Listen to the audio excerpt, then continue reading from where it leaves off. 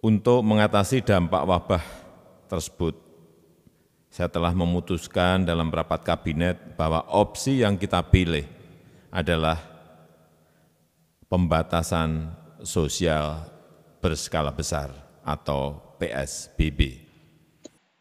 Seperti yang ditulis oleh majalah The Economist Intelligence, di mana Indonesia menurut majalah ini adalah satu di antara 3 negara yang bertahan di antara negara-negara G20 gara-gara COVID-19.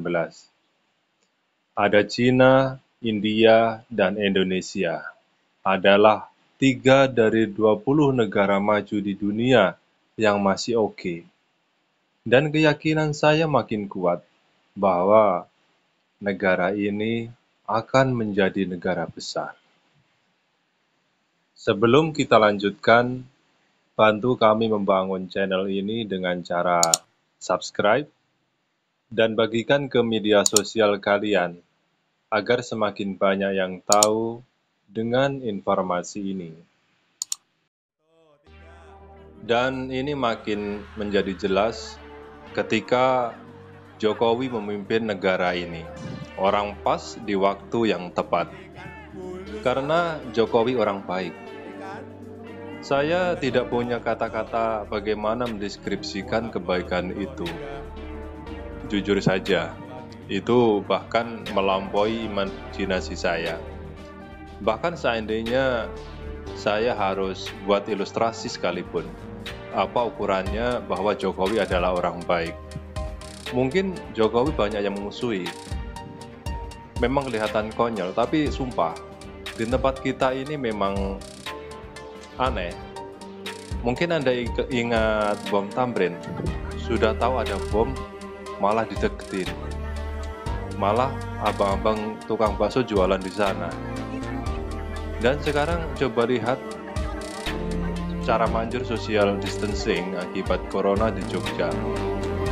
Virus ini jelas-jelas mematikan, tapi tidak bikin warga takut. Mereka malah lebih takut sama pocong yang nongkrong di sana, dan itu viral. Aneh kan? Sederhananya begini, kalau saja Jokowi mau tutup mata terhadap kelakuan minus para birokrat dan kroni dagangnya, pasti Jokowi tidak bakalan seperti saat ini. Nggak bakalan dimusuhi habis-habisan. Coba lihat Freeport dihajar, Blok Mahakam dikutak-atik, Megas diobok-obok. Kalau seperti ini, kapan Jokowi dapat teman? Ya kan? Puncak kegilaan lawan politik Jokowi adalah saat teriakan lockdown digaungkan. Dari kelas teri, kakap, bahkan sampai raja-rajanya pun harus turun ke lapangan. Tanpa malu-malu, mereka mendorong presiden agar tindakan karantina atau lockdown dilakukan demi menghindari penyebaran virus yang makin mengganas. Di tengah pusingnya presiden terhadap tekanan ekonomi akibat perang dagang Amerika versus China yang mengakibatkan dunia diambang resesi, mereka justru ambil posisi menjatuhkan presiden. Dan presiden dipastikan jatuh bila skema lockdown dijalankan.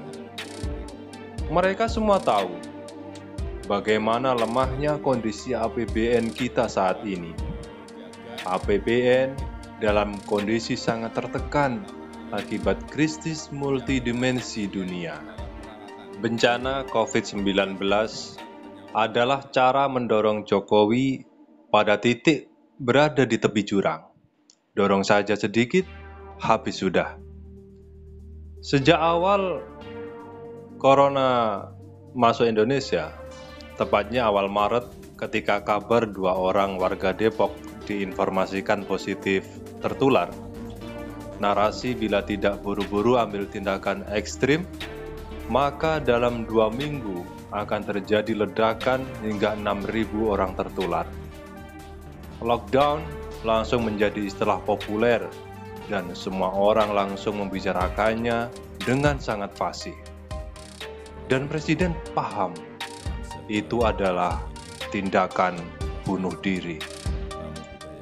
Atas desakan lockdown, Presiden meminta seluruh kepala daerah menyiapkan dana tak terduga dari APBD masing-masing dan membuat realokasi atas APBD yang sudah disusun. Perintah Presiden tidak didengar, terutama oleh mereka yang berseberangan dengannya. Mereka lebih memilih cari panggung yang mudah mendapat apresiasi. Ya, mereka sangat keberatan merealokasi APBD demi bencana yang tidak menguntungkan. Ini bukan masalah kemanusiaan, ini masalah bisnis yang akan terganggu bila realokasi itu dijalankan. Anggaran telah disusun, angka-angka rupiah sudah dipatok di sana. Dan itu kebanyakan adalah tentang proyek yang telah mereka susun dan buat sejak mereka memenangkan pilkada. Mustahil mereka akan membuat keputusan yang merugikan dirinya, partai pendukungnya, dan siapapun yang telah membiayainya sampai memenangkan pemilu itu. Maka tidak terlalu berlebihan bila usaha membuat warga harus tertular dijalankan dengan sangat masif. Ajakan untuk tidak takut dengan virus sehingga berjamaah tidak boleh dilarang dan dibumbui dengan isu provokatif. Mulai efek kejut rebutan naik Transjakarta, pembagian masker di Tanah Abang, hingga pasar murah yang seperti mengejek pemerintah pusat yang menyerukan social distancing. Desakan yang sangat masif inilah yang membuat negara dalam kondisi tegang. Situasi yang anehnya justru jadi peluang emas bagi Presiden Jokowi. Mereka lupa tujuan mereka. Mereka lupa agenda terselubung mereka. Desakan mereka yang demikian menggema membuat situasi menjadi benar-benar tepat bagi diterbitkannya darurat sipil. Bahwa bukan opsi darurat sipil yang diambil Presiden, namun peraturan pemerintah tentang pembatasan sosial berskala besar adalah jawaban yang langsung membuat mereka terhenyak kaget. Tiba-tiba, mereka kehilangan hak ngeyel, yakni otonomi daerah. Semua kewenangan dalam hal pandemi diambil alih oleh Presiden. Satu komando, dan Presiden adalah Panglima tertingginya. Untuk melaksanakan amanat undang-undang tersebut. Dengan terbitnya PP ini, semuanya jelas. Para kepala daerah saya minta tidak membuat kebijakan sendiri-sendiri yang tidak terkoordinasi. Kini, tiba-tiba Indonesia menjadi hening. Tidak ada lagi omongan dan teriakan sok jago yang berisik seperti kemarin. Tidak ada kata-kata yang lebih tepat selain kata luar biasa atas kejadian tersebut. Ada klimaks yang sungguh tidak disangka. Mereka kemarin teriak dan mendorong Presiden agar jatuh. Namun, kemarahan dan kebencian mereka yang akhirnya membuat Presiden memiliki alasan logis diterbitkannya peraturan pemerintah dan Kepres. Anggaran yang tadinya impossible dapat dimiliki negara telah disetujui oleh DPR. 405,1 triliun rupiah adalah dana luar biasa besar bagi revisi APBN, sehingga penanggulangan bencana hingga percepatan recovery negara ini dari krisis dapat segera dijalankan. Menjadi tidak berlebihan bila majalah The Economist Intelligence melihat dan menempatkan Indonesia sebagai negara yang tidak akan tumbang karena bencana global ini. Sungguh beruntung Indonesia memiliki presiden seperti Jokowi. Bukan karena dia luar biasa pintar, apalagi seorang yang terpilih. Tidak. Karena Jokowi adalah orang baik, dan orang baik selalu mendapatkan jalan keluar. Dan dia adalah presiden kita. Sepertinya jalan terbaik juga akan selalu terbuka bagi negeri ini.